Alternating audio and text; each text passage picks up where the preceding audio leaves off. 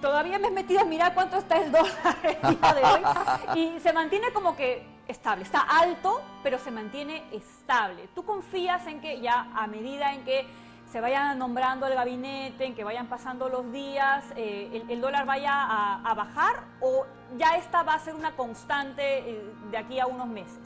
Mira, va a depender muchísimo de lo que ocurra hoy. De hecho, este gabinete fantasma que mencionaba Claudia es indispensable para aclarar cuál va a ser la certidumbre o la incertidumbre en la que va a vivir el empresariado en los próximos meses y, por tanto, también las personas. Y el dólar se va a mover de acuerdo a los temores, que es como se ha ido moviendo. Si nosotros no tuviéramos esta incertidumbre, estaríamos hablando de un dólar en 3.6. Entonces, esa brecha entre 3.6 y casi 4 que existe hoy es la brecha de la incertidumbre.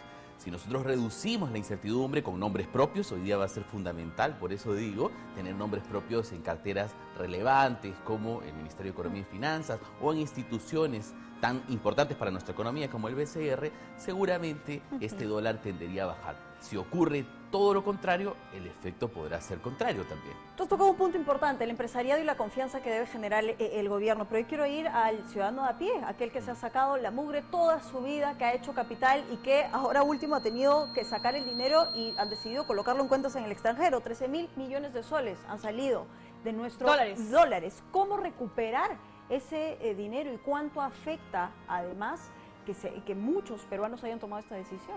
Sí, ahí de hecho los ahorros se han movido también por ese miedo y quienes tienen capacidad de ahorro y han tenido excedentes guardados han trasladado pues efectivamente al extranjero de distintas maneras.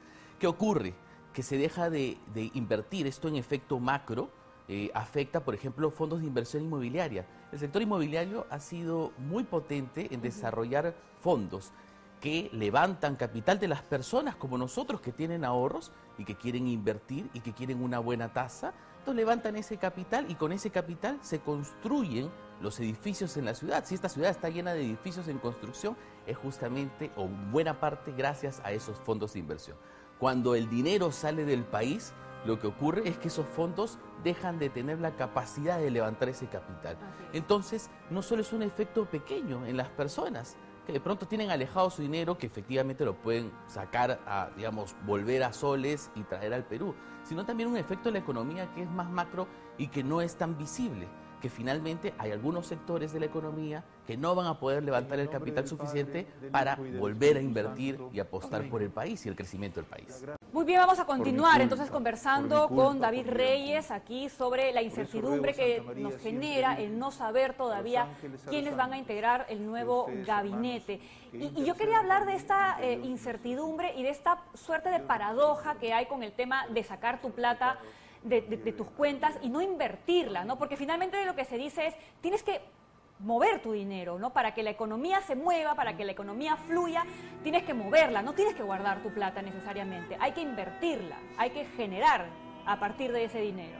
Sí, la capacidad de gasto va a ir aumentando en la medida que también se reduzca esta incertidumbre y ahí sí corre en paralelo otro punto, la vacunación, ¿no? Hay una tarea súper importante para la recuperación económica de sostener este ritmo acelerado de vacunación que ha hecho bien Sagasti en acelerar, valga la redundancia. Entonces de eso dependemos lo que pase también con la economía en los próximos meses. En la medida en que la vacunación siga este ritmo y los servicios, el sector servicios se abra, pues va a haber muchísimo más gasto. Las personas van a empezar a consumir muchísimo más, a ir a espacios abiertos, porque van a poder por fin hacerlo, y con ello, por supuesto, las empresas generan más ingresos y esto reactiva también la confianza, porque empiezan a ver pues en la caja un poquito más de dinero que les permite de pronto pagar sueldos que estaban pagando casi a las justas, empezar a pensar en proyectos de inversión para los siguientes meses que puedan seguir moviendo la caja o acelerar ese movimiento de la caja y empezar a pensar en largo plazo, por supuesto, siempre que el señor Castillo tenga a bien dar ciertas condiciones mínimas alrededor. ¿Como cuáles, por ejemplo? ¿Cuáles tendrían que ser esas condiciones mínimas? Mira, ayer me preguntaban sobre eso y decía, oye, cualquier ministro de Economía que haya ocupado la cartera en los últimos años sería garante hoy, cualquiera. Y hoy incluso hasta el señor Pedro Franque. Sí, que no ha sido ministro. Que no ha sido ministro y que hace unos meses era señal de desconfianza. Sí. Claro. Hoy, después de esta campaña que él mismo ha liderado de acercarse a los inversionistas. Es curioso, ¿no? Porque cuando él estaba al lado de Verónica Mendoza daba miedo, pero ahora que está al lado del señor Castillo da tranquilidad. Da tranquilidad más que porque esté al lado o no, porque ha hecho un buen trabajo, hay que reconocer, el señor Pedro Frank, que en estos 2 últimos meses es el actor que más ha aligerado esa incertidumbre empresarial. Ha ido donde los inversionistas en el Perú y en el extranjero para decirles, se da garantías de que el BCR va a mantener su independencia, que vamos a ser prudentes en términos macroeconómicos, con el gasto y con la inversión. Entonces, todo ese escenario le permite al inversionista extranjero decir, todavía podemos confiar en el Perú. Es una tarea que ha hecho Frank bien y a la vez ha ganado, por supuesto, una confianza. Sería finalmente una buena noticia. Lo que hace 2 meses, como dices, podría haber sido mala. Sí. Ahora, vayamos más allá de los nombres.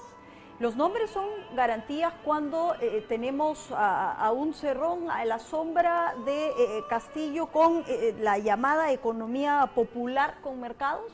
Sí, porque definitivamente esta economía popular, o como la quiera llamar, el plan Cerrón, es completamente destructivo para la economía del país y nos sacaría de la mirada de los inversionistas internacionales.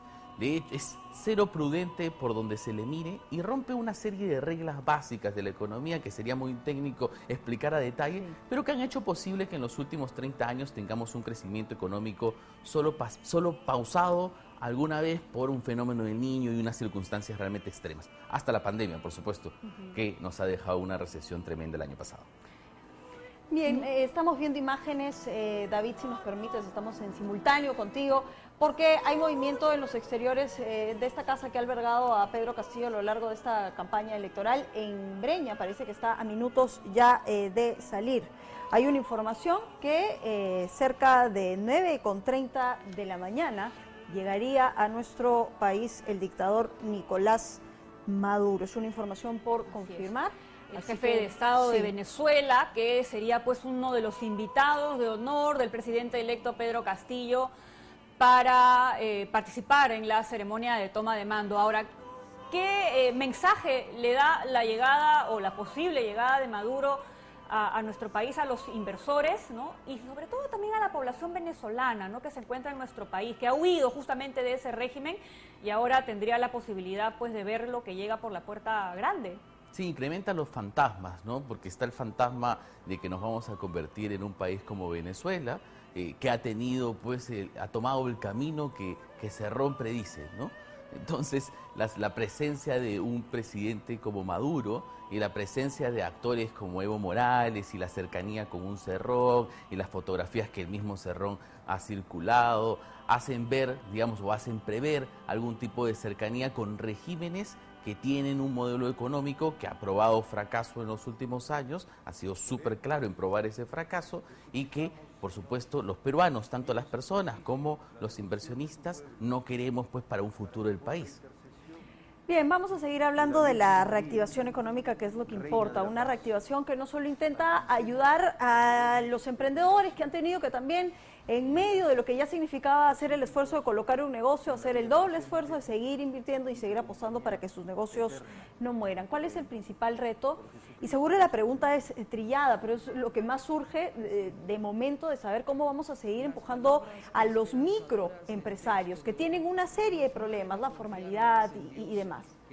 Sí, allí, de hecho, pues políticas como las que plantea el señor Castillo, lo único que van a hacer, si es que se aplicaran, porque hoy día no sabemos y no tenemos esta certidumbre, gracias a que no tenemos ningún nombre, pero si es que se aplicara, por supuesto, lo que harían finalmente es incrementar esta informalidad y afectar a quienes menos tienen o a que estos empresarios que finalmente hacen esfuerzos loables en el día a día para sobrevivir y lo han hecho durante toda esta pandemia, con poco o nada de acceso a un crédito porque están fuera del sistema o han estado poco visibles del sector economía. La ministra Alba decía hace unos días, el problema es que nosotros veíamos a la hora de desarrollar un programa como Reactiva, decíamos, este pequeño empresario necesita, más o menos genera unos ingresos por 10.000 soles anuales, entonces necesita un préstamo de 2.000. Bueno, lo que estaba ocurriendo es que era lo que declaraba. Entonces, este pequeño empresario no facturaba 10.000, sino facturaba 100.000. Entonces, necesitaba un crédito muchísimo mayor. En la medida en que eso ocurre, no hay visibilidad ni siquiera para las políticas públicas que han buscado y las acciones que han buscado reactivar la economía en el último año y medio de